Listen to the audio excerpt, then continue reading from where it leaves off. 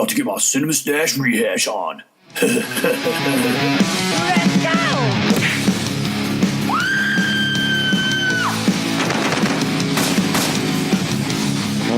What? Oh, yeah. Podcasting from Chico, California, and home of the world's largest functional yo-yo. They are Cinema Stash Rehash. Join them as they talk movies, make fun of them, and discover how they fuel your everyday life paranoia. Let me welcome you to... All right, welcome back to the podcast. It's good to have you back. Today is my choice, one of my favorite sci-fi movies, and it's going to be The Matrix. Of course, here with my good buddies, we got Wyatt Campbell. What's up, people? Jason McClendon. Hello. And you know me, I'm Chris. And it's good to be here. Good to be here, good to be for back sure. in the garage. I like it in here. The garage? That's kind of funny. That's my dad used to say that shit. Really? Yeah. Garage. It's weird being here thinking, man, does this even exist? Is this garage even here? Because of course, in The Matrix we're watching, we have a sci-fi movie about pretty much robots taking over and using humans as batteries, and is this world real? And then religions were created and weird people did weird things, and The Matrix is a cult phenomenon. And it's one of those great movies that holds up today, and I am really excited to talk with my good buddies about it. What do you guys think? Well, I think this movie was a trend-setting, genius fucking movie that probably didn't really need sequels, but got them. Right. That's a money grab, probably. That was a money grab. Yeah. But The Matrix on its own is epic. It's okay. I'm not gonna go philosophical yet. Let's talk about the movie. So right off the bat, you got Trinity running, right? Yes.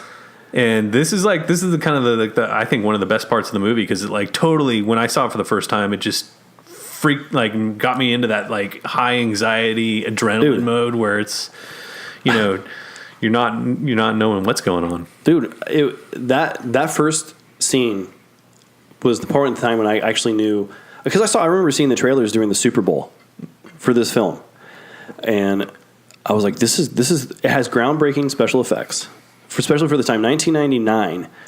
And we've already said before, this movie holds up even to now. You can pop this in the fucking Blu-ray player and feel like it was just made last year. But the opening scene, just enough, took 6 months worth of training with the wires and everything, and they did all that, and the combat training as well. And it took 6 months of training just to shoot that. Yeah, we're not talking about 2017 film here. No, a lot of wire work. It was a different time in film. Mm-hmm. That's what was amazing about it. Was because that was right around the time when a lot of kung fu movies were making their way over to the States with Jackie Chan and stuff like that, but the wire work was already common over there. So it was mind blowing for people over here to see this Western style movie with wire work, kung fu. Yep. It hadn't been done. No. And just also at that point, you're not even concerned with the premise of this movie, that the reality is right. Nothing. It's your brain. You're just having a big dream. Yeah, totally. The martial arts. There's a whole lot of, and the guy who did the choreography was Wu Ping, who actually didn't even want to do the film in the beginning. He kept making all these outlandish requests, I want to train the actors for 6 months, and I want exuberant amounts of whatever. But the Wachowskis, they were so into making this film because originally they did it as a graphic, because they were writing comic books for Marvel and Epic and all that kind of stuff, and they just kind of they didn't care. They was we want the best for this, because originally this movie was going, they asked for a budget of $80 million. If it was made in the U.S., they ended up filming everything over in Sydney, Australia. If they made it over here, it would cost $160 or $180 million. The whole bullet time actually also inspired 20 other movies. This film was very inspiring. Yeah, it was groundbreaking. That's the bullet time thing, I guess, is the only thing I can lay claim to fame. But I was saying, at that point, had you ever seen that kind of wire work? It was kind of not over here. Yeah, definitely not over here. Well, to expand on what Jason was saying, they had that budget. They asked for that budget. Yeah, that was their asking. What I read is they got I think they were given 10 mil or 20 million to do it. Oh. And so what he did is he spent the entire budget on the beginning part of the movie. That's where I was initially going. Yeah, Direct. yeah. Yes, And he said, let's do. Look at this. Look what we can do. Yeah. And they said, wow, that's good enough with this Trinity action scene in her leather spandex. Let's do this. I'd watch her in leather spandex without the. And I'll shout out to a buddy. Well, later, but I remember going back and in my brain here, and I watching that Matrix with my friend Mark. When we were super young, on his at the time, his dad had a sound system on his TV that a lot of people didn't have, and so watching Matrix on that was a lot of fun. So I remember I have Matrix, one of those movies. 99 came out. I was 14. We just started going to see rated R movies. Yeah. And I'll never forget sitting in the theater and hearing and just watching them shoot up this really cool, amazing machine gun scene. And after you watch the movie and then you go back and kind of read about it and watch the special features and everything, you see how they made it, and the amazing fact that they didn't use all the special effects that you would assume that they'd use. Mm-hmm. Doing some of those scenes in one takes, and just the movie is just a miracle. I think it's just a miracle movie. It's one of those. Yes. It's one of those mind-boggling movies. Well, it's funny that you just mentioned that, but because actually all the special effects that you see, it only takes up like 20% of the movie. So that's just with camera work and tinting, which was actually another kind of really fun aspect about the film, is that every time you're in the Matrix, it has this green hue to the film. Mm-hmm. But when you're pulled out of the Matrix or unplugged, it has a blue tint. Yeah, the only time it didn't have that tint is when they were fighting, when it was Morpheus versus Neo. But that wasn't the Matrix either. No, it was yellow. So, exactly. It wasn't the Matrix or real life. It was in the little disc, the program. Yeah, so if you watch it, it has like a kind of a weird yellowish glow. It wasn't green. Yeah.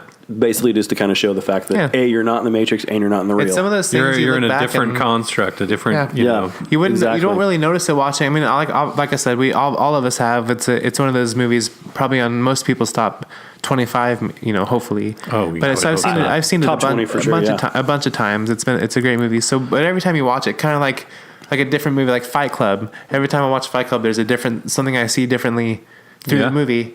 And it's kind of one of those movies. I looked at it this time.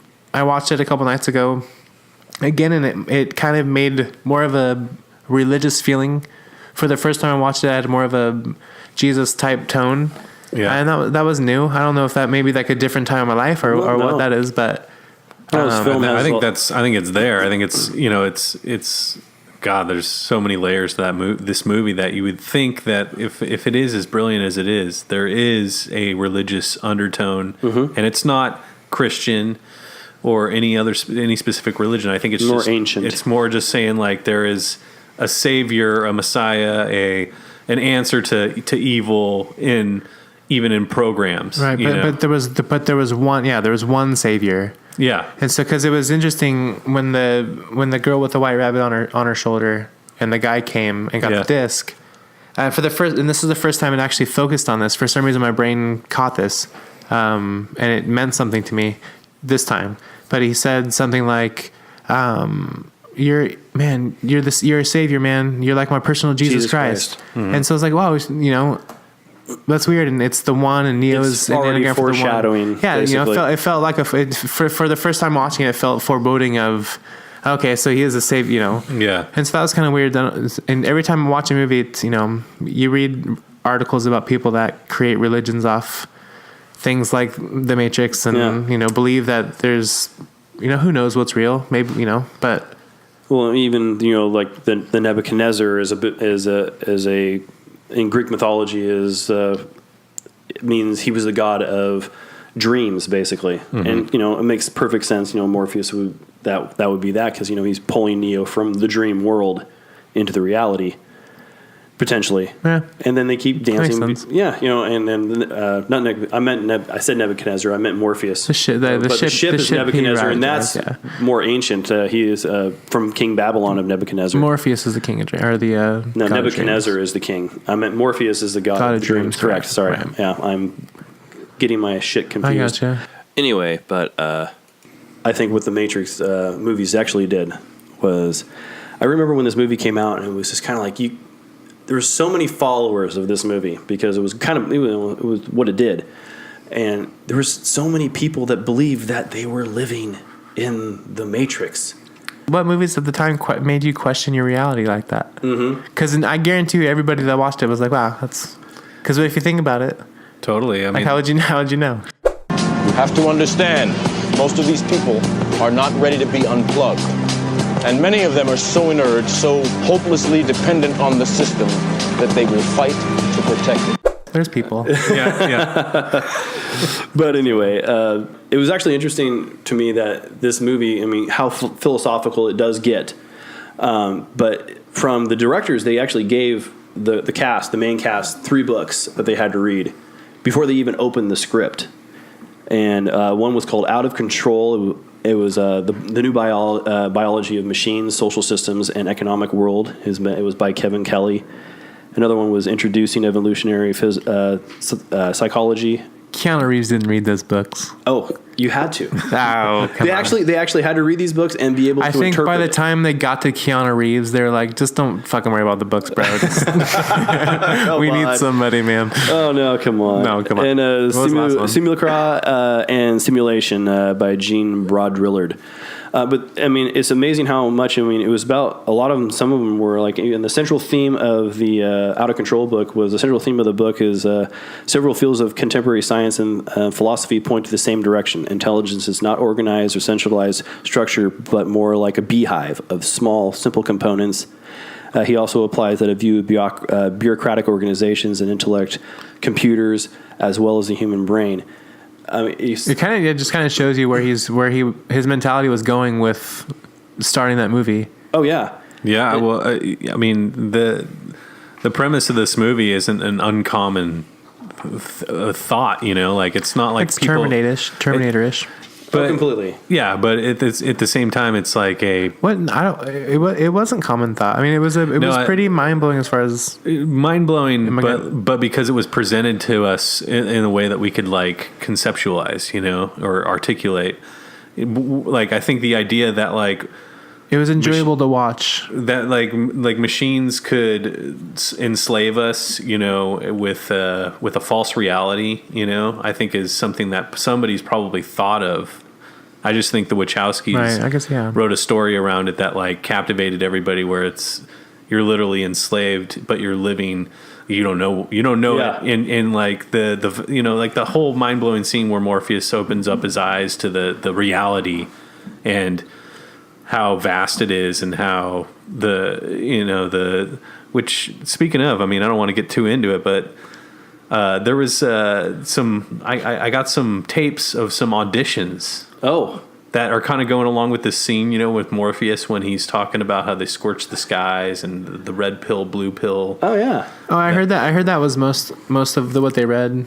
Yeah, that was one of the few things they let the public read when they came out with Matrix. And because you know, obviously Lawrence Fishburne got the role as Morpheus, and he's badass. But Yeah.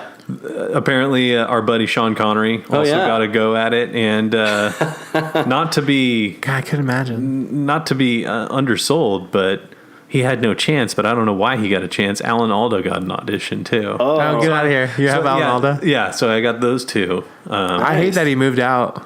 It makes me sad. No, I didn't know him. I thought he died. No, he's still around. He said he had to go, and he'll be back. He said he's gonna pop in. But it's nice that you have some shout outs for him. Yeah, so I mean, he'll have to excellent. talk about that when he makes an appearance again. But Cool. So we'll listen to those real quick. Okay, next we have a Mr. Sean Connery auditioning for the role of Morpheus. Go ahead whenever you're ready, Mr. Connery. This is your last chance. After this, there is no turning back. You take the blue pill, the story ends. You wake up in your bed and believe whatever you want to believe. You take the red pill, you stay in Wonderland, and I show you how deep the rabbit hole goes. How was that? Is that good? Oh, great, Sean. Any way you can drop the Scottish accent, maybe lay it a little bit more thickly American? Lay off the accent? Well, I suppose. Most people like my accent. But yes, I'll try. The next line I'll try to lay off the Scottish. Great, thanks. Okay, well, why don't we try and move on to the next line? And yeah, we would appreciate if you sounded a little bit more American. Okay, less Scottish. We don't know who struck first, us or them, but we do know that it was us that scorched the sky. At the time, they were dependent on solar power. It was believed that they were unable to survive without an energy source as abundant as the sun. Okay, How's that I think for you, Okay, I think we'll pass, Mr. Okay, jeez. Okay, I think we'll pass. Take Alan Mr. Alda, Connery. why don't you? right, See if so he can the head out next this one. action Thank you, movie. Bill. Fuck. Okay, moving on to the next audition. Auditioning for the role of Morpheus, we have a Mr. Alan Alda. Whenever you're ready, Mr. Alda. Okay, thanks for having me. Guess we'll start with that first one that Sean over there was trying. This is your last chance. After this, there's no turning back. You must take the blue pill, the story ends, you wake up in your bed and believe whatever you want to believe. You take the red pill, you stay in Wonderland and I show you how deep the rabbit hole goes. How was that? That was great, Mr. Alda. For this next line, can you maybe try and sound more menacing, a little bit more ominous? Menacing and ominous? Sure. These aren't really my forte, but you guys brought me here. We'll see what we can do. Great. Okay, so whenever you're ready, go ahead and start with that second set of line. We don't know who struck first, us or them. But we do know that it was us that scorched the sky.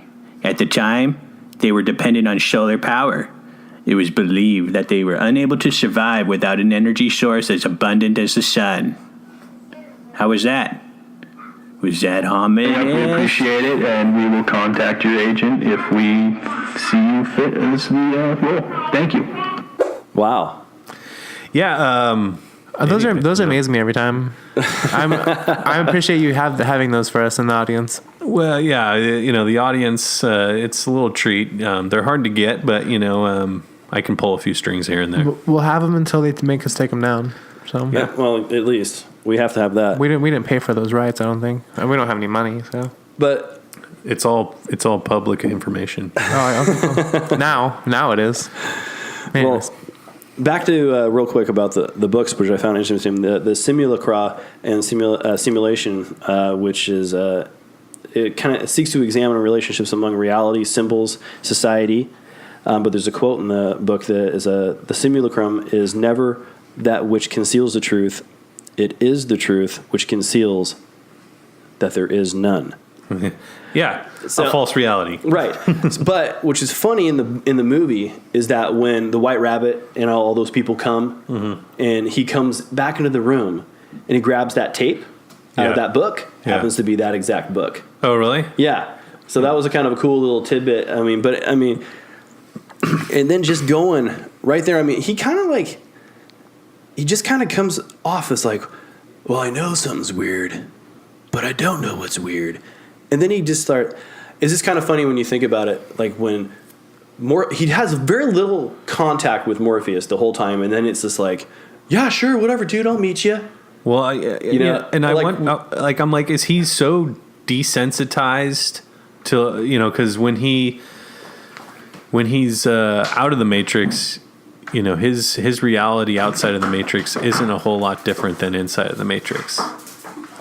He's basically like, okay, it's dark. When you're like, your intro to Neo is that he's basically like a computer hacker nerd who's always in his apartment at the computer. Like you don't see him in daylight. You don't see him in daylight until he's like inside of the Matrix when he's outside of the Matrix. I think we should throw a shout out to the doggers, and the wife of Jason over here, Dawn, coming out and bringing the snacks. We got some peeps. We got some nice snacks. We got some now. Easter peeps out here. Oh, we got peeps. But the flopping around on the mics is my dog's If you hear some tail. chewing, I'm just chewing on some peeps. Hey, pass those jelly beans over here. Hey, thanks for the peeps. Oh, she's out already. Come on. Watch your beer. I'm watching it. Oh shit! Good call. All right. Okay, so slip back into it.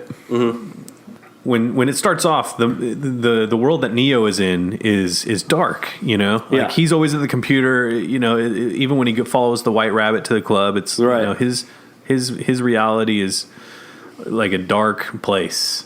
And then when he falls out of the Matrix, when he goes with Morpheus, it's still dark, where he's at. Right. But then when he's reinserted into the Matrix, it's like he's out in the daylight, And it's kind of weird because his version of the Matrix, like when he was plugged into the main battery, like he was, kind of in a negative reality. Like he was hunched over a computer, not escaping that, like lots of techno music and lots of, four walls with no windows, it seems like. And then like when he's reinserted via the Nebuchadnezzar, he's out in daylight, like all like feeling like that's another thing. Confident. It's like, because it's if it is a false reality and you're aware of it, like in like a lucid dream, like you should be able to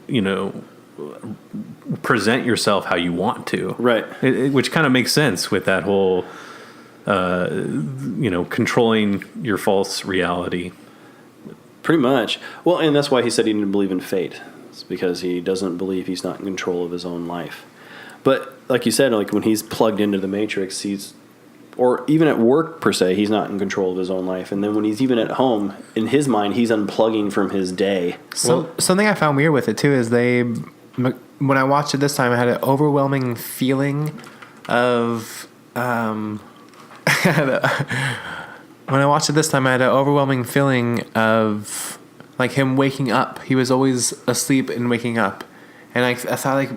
Maybe this isn't. Maybe it's a dream, or maybe because he woke up multiple times in the movie, and for the first time, I thought like it's weird how many times you see him actually wake up to a call or wake up to an alarm, or wake up from the Nebuchadnezzar, or wake up after learning how to fight. Like it just felt like there was so many times where a lot of Keanu Reeves like opening his eyes, and then all of a sudden it got super religious again. And I was like, oh, maybe it goes back to being kind of Jesus awaking again, or being awoken to, So I don't know. Like I said, I watched it more as an adult now. I've seen it multiple times, and of course it's always on like TBS or something. And it's one of those movies if I'm bored and just watching TV, I'll leave it on there. But I haven't watched it from the front to the beginning in quite a while. Yeah. And watching it now, as an adult, it gets more religious every time. The tone gets different every time. Well, let's look at it this way too. And especially the biggest pivotal scene of the entire movie is when, he finally meets Morpheus, and he's in that room, and he's presented with these two pills, and it's like, I just met you and you're offering me drugs? You take the blue pill.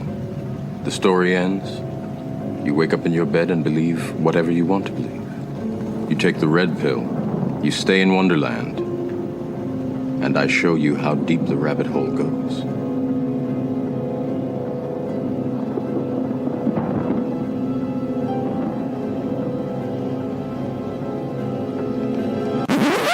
Okay, look, I already took a blue pill tonight, okay? Like, back at the club, right? When I met Trinity, thought shit might happen, But so I already took the blue pill, and now I have to deal with this. Yeah. So I will not be taking any pills tonight. So if you'll excuse me, Mr. More Penis, I'm gonna... Oh!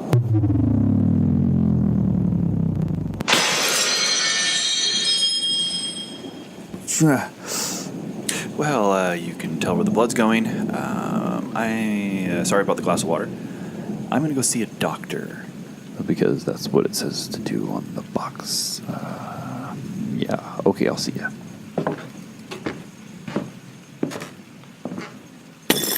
Sorry. Penis again. Sorry. It's it's hard to grasp that he's just like so hell bent on I don't believe I'm living in it's but it's weird. It's not even like a drug. It's like he's being if it is what it is, he's being offered a mental like a virus or something. Yeah. Like a so that they can find him. Yeah. I don't think anything to do with the drug. I think it was more of a choice. But the pill was more of a choice than it was, because all the drug did was made him okay, like acceptable. But do you think the pill was actually something, or do you think like he was just basically saying like you are able to detach yourself from the Matrix? Well, I think in the Matrix he actually says the pill makes it so he can be found in the Matrix. Like it well, yeah, that's exactly what it was. But my point is, I'm looking at it as more of a modern look because this movie is so old. I mean, not so old. Like 1999. I'm looking at it more holds now. Up today, right? You know, but yeah, the pill was so that it can disrupt his electro signals and they can find him. Right. Mm-hmm. But but I don't really know what the blue pill is. I guess you just go back to sleep and wake up in the bed like he's been doing. Oh yeah, they didn't really answer that. But my point is that I'm looking at it more as a nowadays. Like if you were to meet Morpheus now, and he's like, oh yeah, especially in the office scene when he's like going, go now. It's like, what? I mean, if you're in nowadays and he's like, what, are you in the security room? Are you watching all the cameras? Yeah, that was like pre-cell phones though. So he's like, what is exactly this I'm talking about? But my point is you're sitting here going, it's like, I'm looking at it as this. It's like, I literally don't know anything about this person. And then he's offering me 2 pills and saying, I was like, okay, well, I will say this though. I'd be like, what if Neo just goes, fuck that, and just leaves? Right, I will say this though. He in the scene when he's getting interrogated by Agent Smith, he literally gets his mouth glued shut and a scorpion robot dropped in his stomach. Yeah, right. Yeah. And so like that happened, and he realized that happened when he woke up again, and they sucked it out of his stomach. So he had some. I mean, obviously he's done some hacking. At the time, he didn't know it was real, but in the car, he goes, "Shit, that's real." Yeah, and then it's like, well, now let's hear what this dude has to say, because I've already got these agents after me, and I've already screwed up, and this is obviously real. Yeah, did he have a choice? I don't think he had a choice. How do you go? It's kind of one of those things. How do you go back? Well, he had the choice, the blue pill, but I mean, beyond that, yeah, but he was just. Oh, I guess he wasn't really told about the Matrix beforehand. I think the blue pill was like basically like a test, kind of like a confirmation of like, would the one really want to go back to the probably. Also, I feel like I don't like how he put him in his hands. So it was just not very sanitary. always caught me off guard. Like, just leave him in the Altoid can or whatever you brought him in, you weirdo. You Morpheus. You know what? I wanted to do your opinion on something. There's rumors out there, and obviously they're not rumors, they're true, but yes, Will Smith was supposed to get, he was one of the few actors, by few, I mean like 7 actors. There's a lot. But instead of doing this movie, Will Smith did Wild West. Yes. Could you imagine, would The Matrix been as good with Will Smith? Could you imagine Will Smith as Matrix? Because in the dark, gritty Matrix, I think I can. I'm gonna spoiler it. I'm a huge Will Smith fan, so okay. I liked Will Smith. I thought it'd be cool. I didn't hate Wild Wild West, but do you think Will Smith? But my question was, does Will Smith does he regret it? Well, he regrets. I've never heard an interview about it. He actually said that he decided to do that. Terrible. Wild Wild West, but he also admitted that he felt that as an actor he was not ready for a film like this.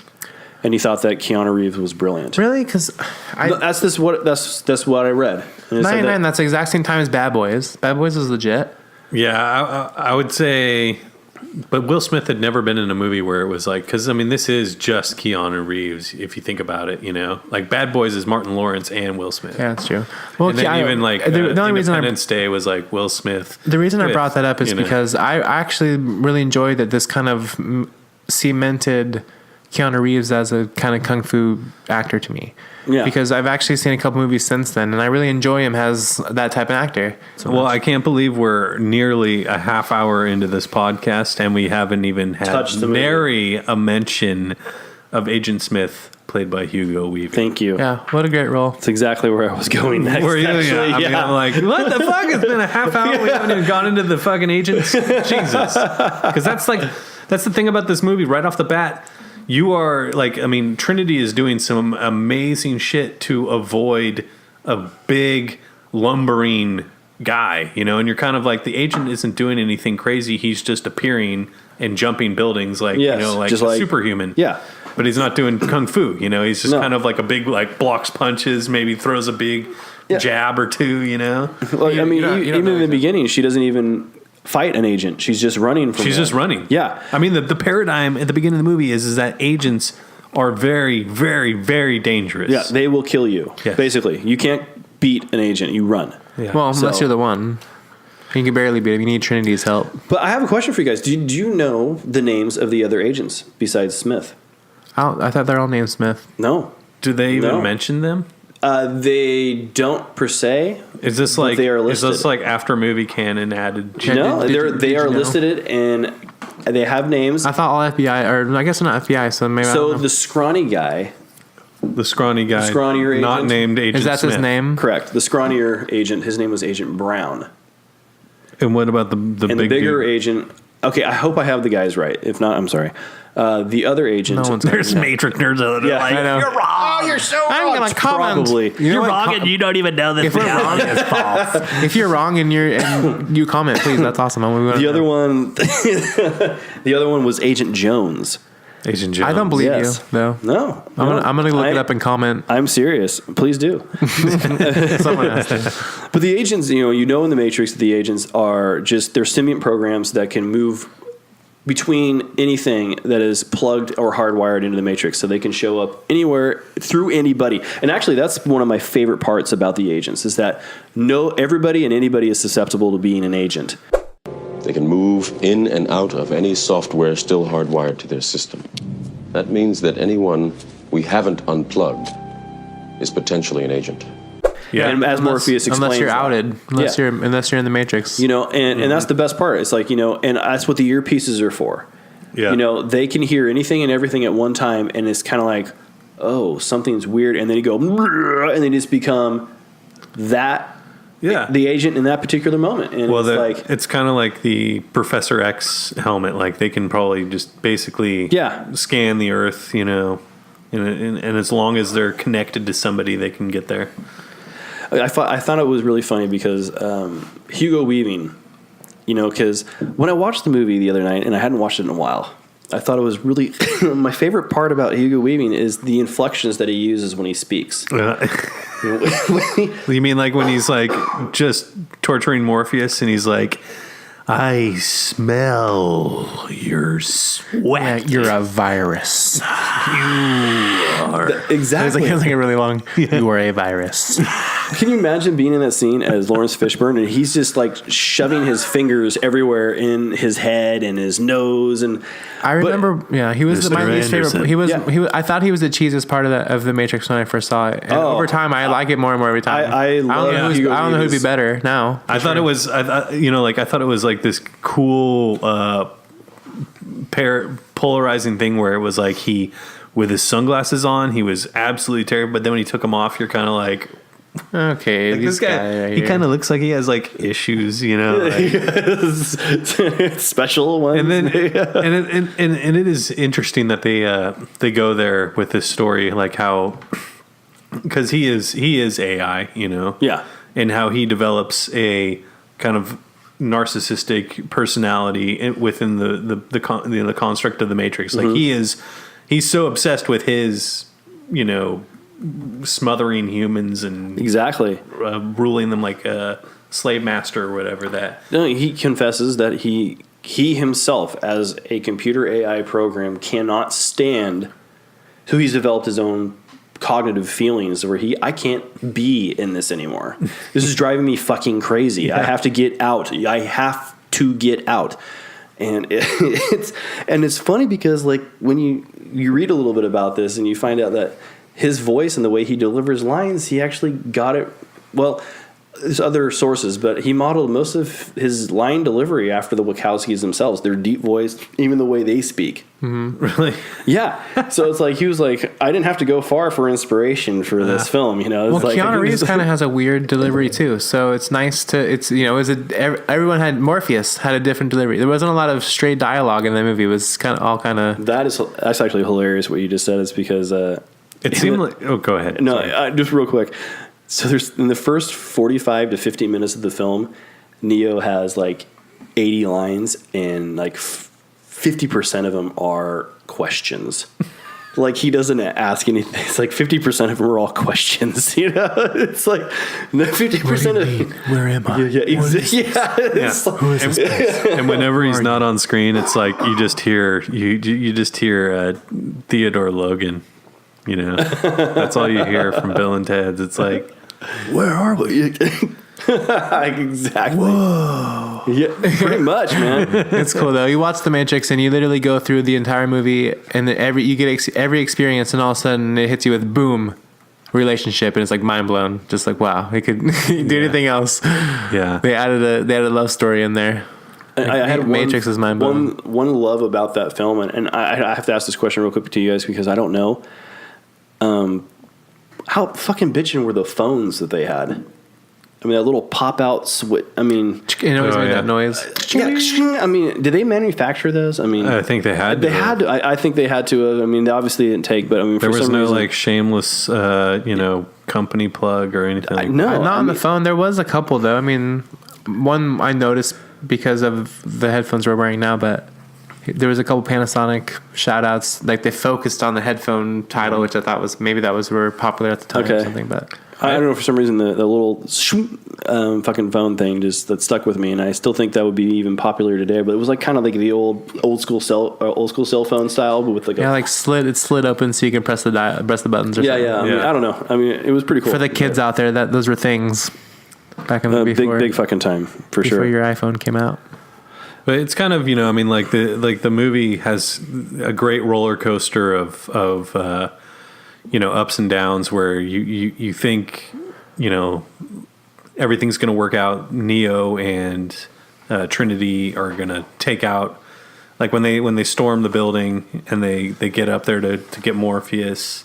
It's kind of like that right there. Like it's almost like they could have ended the movie, and kind of been like, like he could have flown away from a phone booth and you'd have been like standing up, like clapping, like, yeah. But, like after that, like shit hits the fan, like like there's the long build up with him and the Oracle and, him denying it and like all the kind of ins and outs of the callbacks to religion or philosophical stuff like that. Like the, kind of needing to find your own path without it being told to you. All she can do is guide you. You have to walk the path. Yeah. Kind of thing. But still it's like when you get to that point where they're in the, like Neo's finally fighting Agent Smith and it's just like the shit is going down, like down in the subway where it's like, okay, like they're starting to do kung fu moves. And it's like, I always thought like that part of the movie, I'm like, dude, like that, when you look at where you at and like the time of that movie, you're like, there's still like a half hour left. I always thought that was like the end of the movie, No, it's 30 minutes going on. Yeah. After that. I think there's one pivotal character that we are kind of missing in this is Joe Pantoliano's character. Cypher. Cypher deals a heavy blow in this film. Especially with him. We mentioned earlier when he's eating the steak with Agent Smith and everything, when he wants to be reinserted back into the Matrix. But the shit that he has to do to get there, but inevitably he doesn't make it, but he has to betray everybody and somehow make it out. I mean, think about this really. I mean, he has to make it out of the scenario that he's already in. So he has to plant the phone in the garbage can that he does. And then somehow make it through, not getting killed through this whole thing. Yeah. By agents, because they don't know. I mean, who he trusts now. For some reason. Smith might know. The rest of them might know. I don't know. But let's be honest. What the fuck did the Smith and the rest of the agents really care? It shows him eating dinner with someone. Was it? Oh, okay. It was Agent Smith, and but so he has to make it through this, and he gets separated, and somehow there's a car accident, and it goes boom, and he gets his own exit, and then he gets out. And then he has to kill everybody on there so that he can be reinserted.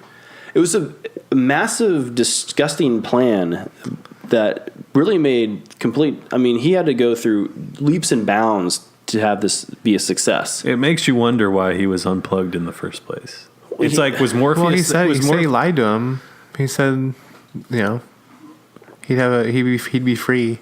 And he wasn't free. He was in a ship. He was a slave. Yeah, but that's because his idea of free was different than what, like somebody who appreciates freedom is, like he would rather, his idea of freedom was being able to do what he wants when it's comfortable. Right. Yeah, I don't have to disagree with him though. I mean, what is freedom when it comes to that kind of? Exactly. My point is like, why was he picked? You know, like why did because Morpheus was, you know, when he was assembling this crew, that's a good question. Was he so desperate for techies that he picked Cypher, despite the fact that Cypher probably didn't want to like live in a, you know, in a how did they choose? Did they ever explain kind of how they? I don't think so. I think it's just accepted. Because why was Trinity chosen, or Tank, or?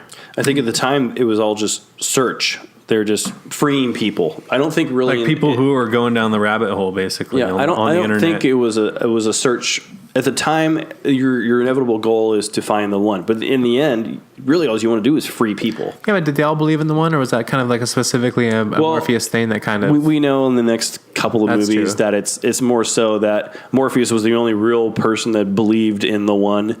Yeah, besides the Oracle, it became more a myth. Yeah. Once the movie got popular, but I mean, beyond that, just talking about this one, it was like, I think at the end, the main goal was really just to free people, to get them out of the Matrix. Because you know, the more numbers to fight, the more numbers, the better. I mean, because look, you get in the next movie and they have the cave rave, and there's just thousands of people that don't really produce any major anything. So they're just freeing people. Yeah, really, that's just like their main goal is to free people in the search for Neo. Right. What do they eat? Other people? Well, probably still tasty wheats. That's true. You know, I mean, that's really their only thing that they're down with, and that's what Cypher hates. He's like, I'm tired of eating tasty wheats every fucking day.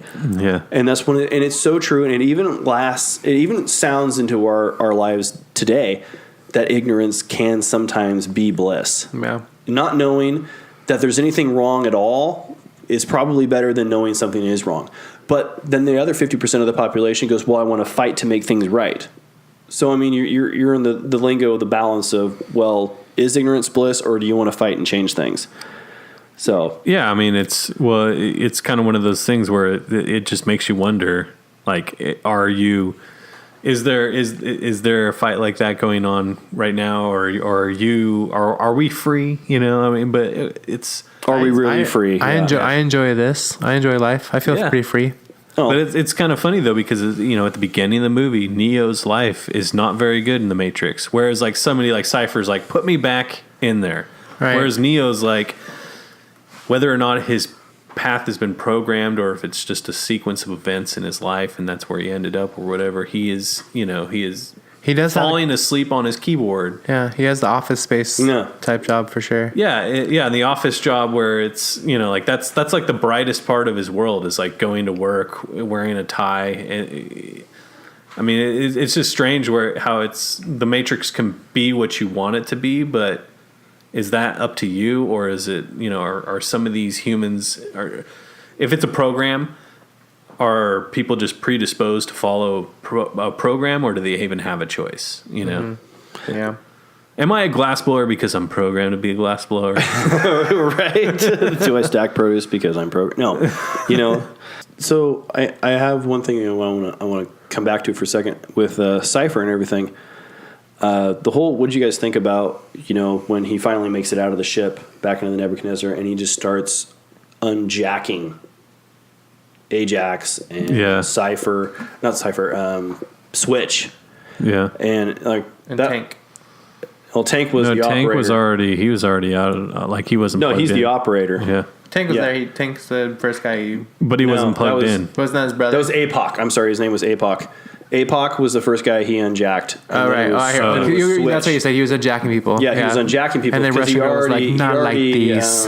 Not like these. Yeah, exactly. Like, he took down Dozer and he kind of took down not Tank. Like these. Not like these. Well, I mean, a little side note, and the reason why I brought it up, because I thought it was really interesting when I was reading about this, is the actress who went for Switch, her name was Belinda McClory, and originally, it's a kind of interesting part is that particular character Switch was intended to be played by two people, and a female form for when she was in the Matrix, but a male form when she was out of the Matrix. What? She was gender neutral? Like, Wow, that's like transgender before. Well, that was the interesting part, because I don't know how you would be able to pull that off, really. But I mean, so the Matrix, Well, the that's who Matrix part, you look who you identify. yeah, you would look how you want to. It's how you identify. well, that's true, I guess so. So you're right. So if you identify as a woman, then you look like a woman Yeah, in the but Matrix. That'd have been a pretty inclusive, fun thing to be. They should redo that. Wait. Isn't one of the Wachowskis? Both of them. Wow. Wait, both of them? Yeah.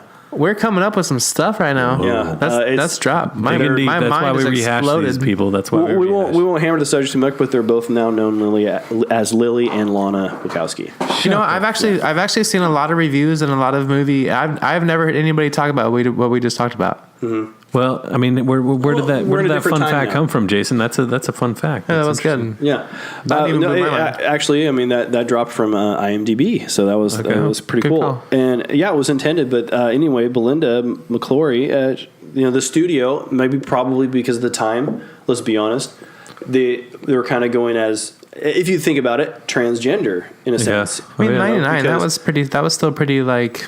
Well, that was like you said, almost 18 years ago. So I mean, let's be honest. That community, has blossomed a lot. So maybe they thought, as a studio, it was Wachowski. I think Wachowski threw it in there because he was. Maybe, I don't know, but maybe at that time it wasn't like something that the studio felt that they wanted to go. I mean, no, it makes go sense. For it makes as sense being that way. So anyway, she ended up getting. I would have been okay with that. That would have been a cool. That would have been a really cool mind trippy idea for sci-fi. I think that would have been pretty well. If sweet. you think about it, why not? I mean, it would have been interesting to have one of the people be like a black guy at when he goes at this in the point. Why the hell not? Yeah, totally. That's a great idea. Like I said, we're coming from almost 20 years. Totally. Later, we're open minded now, for sure. Obviously, it was a studio decision, and they decided to go that way. So.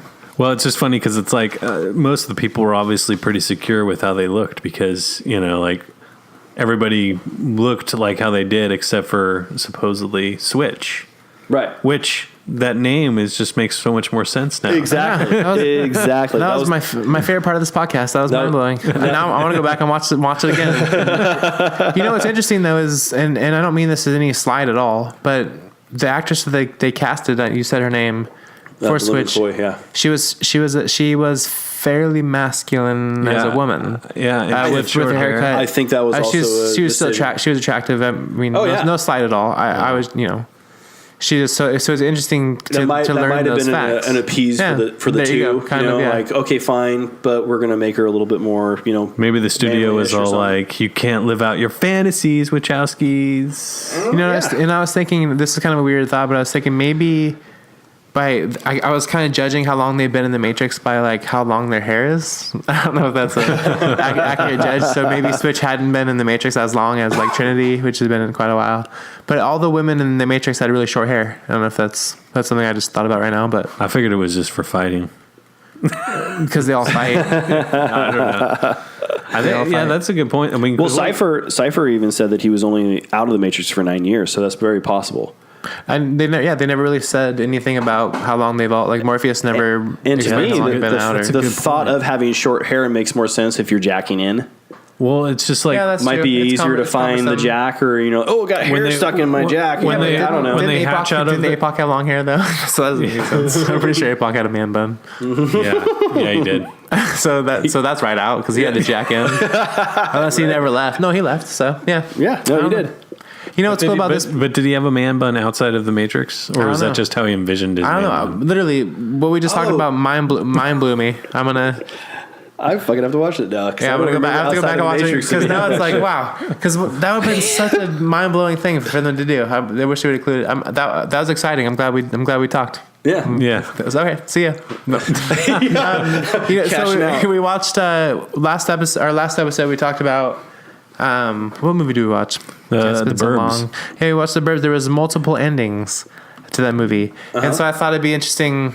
I went back and looked, and like I thought there was no alternate ending to The Matrix, and so I looked and Wachowski's actually did one, and I got a hold of it, and I watched it the other night with my girlfriend. It was kind of mind-bogglingly weird. I don't know why they went that route. Yeah. I'm glad they didn't keep it, and they decided to, the studio gave them the extra money they needed, and they didn't spend it all. So it's pretty cool. We'll just take a listen. Interesting. I I'm home. Hey, What are you watching? The Matrix. Again? Yeah, but this is the extended cut. It has an alternate ending. I heard it actually might be better. Fine. Take the blue pill. The story ends. You wake up in your bed and believe whatever you want to believe. You take the red pill. You stay in Wonderland. And I show you how deep the rabbit hole goes.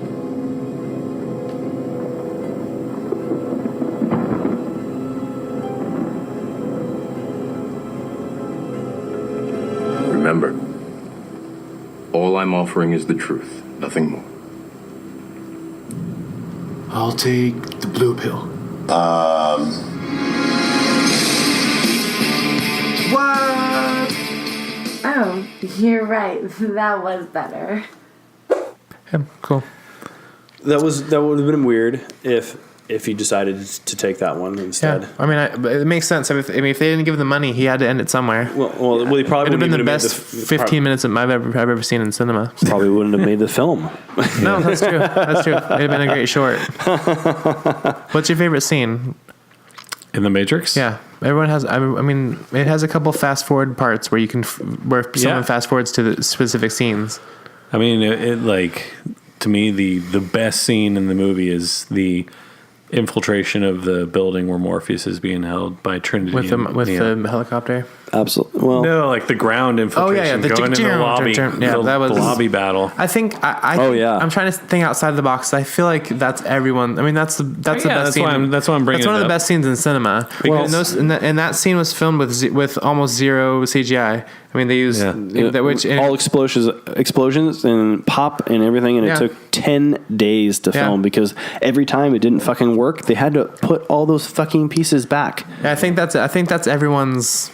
It's because it's amazing when you actually watch it and think about all the work they did for that scene, and it's everyone. It's the work paid off for sure. But that's everyone's scene. Deep. No, it's not my scene though. No, good. That's good to hear because it's not my scene either. Okay, I will go down in books in the scene right now. It has one of the best slow motion explosion scenes that I'll put down in the book saying that was probably one of the best. That door when they drop the bomb and it comes out. The best slow motion explosion scene, especially when the door just hits and transitions out. That was probably one of the best things I've seen. So with that, no, I mean it was a good scene. I mean it's a lot of gung battle. I mean I've seen better scenes. I mean it's a good scene. Don't get me wrong, but I think one of the best scenes to be honest. But I'm a kung fu guy, so that's the other reason. Yeah, we're all kind of kung fu people. I love the fight between Morpheus and Neo. And then I think what takes the cake really is just watching Neo fight Agent Smith in the train area. Mm-hmm. I mean, because I completely forgot about the totally video game super mega punch by Agent Smith to his chest, and it was like 50 punches to the chest. I mean, the whole scene was just great. And then when Agent Smith is on top of him and he's waiting for the train, goodbye Morpheus, and he plows Agent Smith up into his stunt double actually broke like 5 ribs, or I don't know how many ribs, but I mean, sustained major injuries in that scene. You know, it was like crazy. Neo or a Neo stunt double. Neo stunt double. Yeah, from what I heard, he got quite a bit of injury out of that. But for me, I'm just such a kung fu guy, and I love the fact that that whole wire work and the bullet time. It was good. It was great. It was a great choreography. It was very well done. Because my favorite was the same type of kung fu thing, but mine, which is a decent segue, but mine was the end where he fought Agent Smith, and he was finally learning like, hey, this guy can't really touch me. Yeah. And he started blocking it with one hand. Oh yeah. And then he does this really cool kick move where he kicks him off, and then he puts his foot over his head, and he does this weird smooth move, and and then his arms move, and this dust comes off, and it's like just the cool noise, and that's literally the scene I remember every time I think of The Matrix. Is this stupid scene where he kicks and lifts his leg up real high for no reason. It's a super and then athletic. The best scene after that is like when he runs and jumps into Agent Smith and just explodes him. Yeah, and then it's a sweet little soliloquy he does on his own, and then it's a hard Rage Against the Machine song, and the rest is history. Well, you brought up the transition scene because when he was to see the Oracle and he says that you're not the one, he goes, I'm not the one. He goes, well, she's all, you're not, you're waiting for something, maybe the next life. And technically that was his next life. You know, when Agent Smith, he opens that door with the ringing phone and he plugs him in the chest like 15 times. He technically died right there. That's true. Yeah. So his rebirth was at that moment. You know, I don't know if it was Trinity telling him that she loved him or whatnot, and then he sparked back to life. And at that point, he was the one. Once again, another religious reference to end it out. Yeah, pretty much. Roundabout. But that was a transition that he needed to become the one. So Morpheus was right the whole time, because even him, when he died, he was like, it can't be. But, what? Dude, you got a massive mouthful. I love me some peeps. All right. Well, thanks for listening. Like I said, I appreciate you we don't have to take a rating for The Matrix. Everyone knows how mind-boggling it was. Well, okay. Well, thanks for listening to Cinema Stash Rehash. I can't say it. Question your reality. So Cinema Stash Rehash, and we'll see you next time. Okay, bye-bye. Spoon is not real. Hey everyone, thanks for listening to Cinema Stash Rehash. Be sure to give us some awesome iTunes reviews, like us on Facebook. Don't forget to check out past episodes and join us next time on Cinema Stash Rehash.